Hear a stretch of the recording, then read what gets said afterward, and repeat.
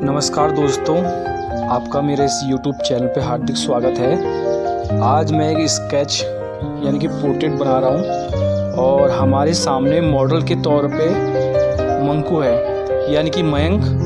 और अब देखते हैं कि इसका फाइनल रिज़ल्ट कैसा रहता है। तो चलो वीडियो स्टार्ट करते हैं।